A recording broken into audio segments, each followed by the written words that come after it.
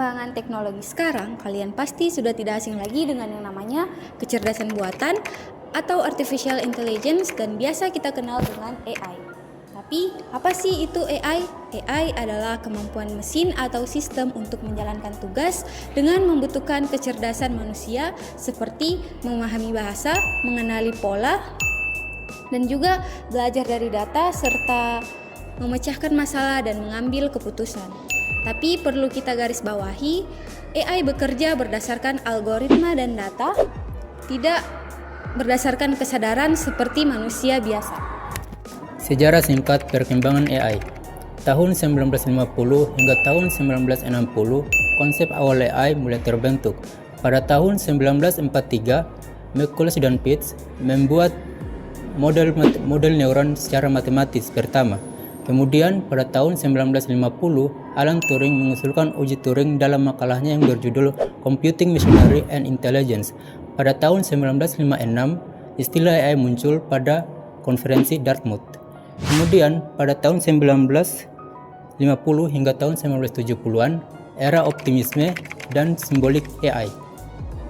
Program AI pertama yaitu Logic Theories yang muncul pada tahun 1956 yang digunakan untuk membuktikan teorema. Kemudian diikuti dengan model AI yang bernama Eliza pada tahun 1966 yang merupakan chatbot yang digunakan untuk psikoterapis pertama.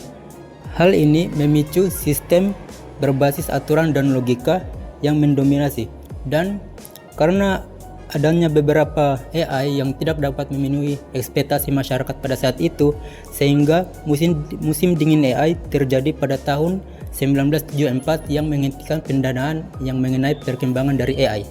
Kemudian pada tahun 1980-an merupakan era dari kebangkitan AI.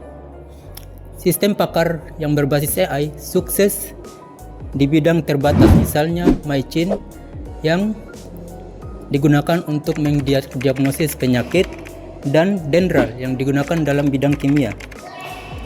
Hal ini memicu kembalinya dana yang digunakan untuk perkembangan dari AI.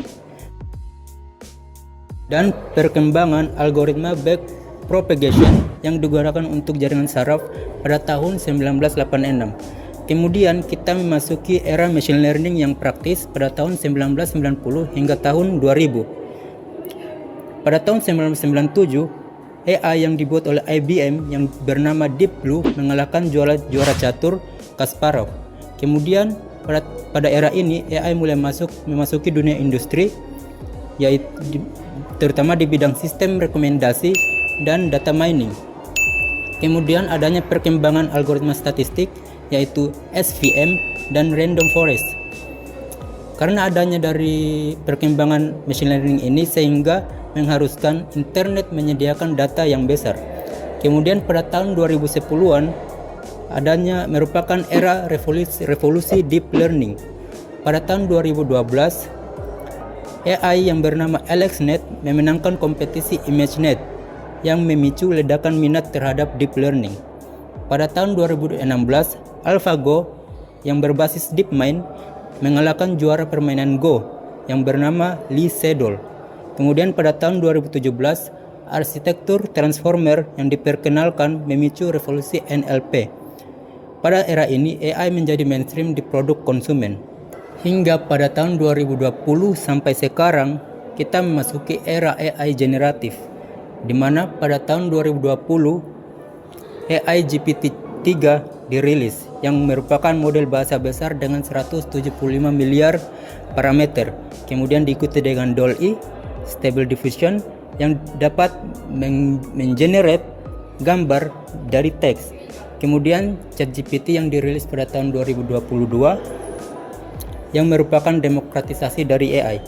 Kemudian diikuti dengan GPT-4, Cloud, Gemini yang merupakan model dari multimodal. Cara penerapan AI dalam kehidupan sehari-hari kita. Sini saya tunjukkan.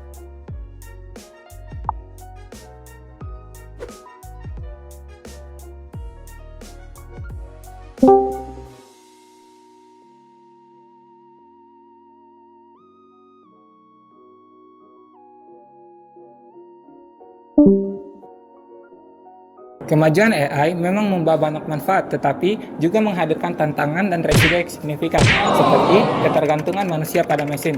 AI dapat membuat manusia lebih tergantung kepada teknologi, sehingga kehilangan kemampuan untuk melakukan tugas-tugas yang lebih sederhana.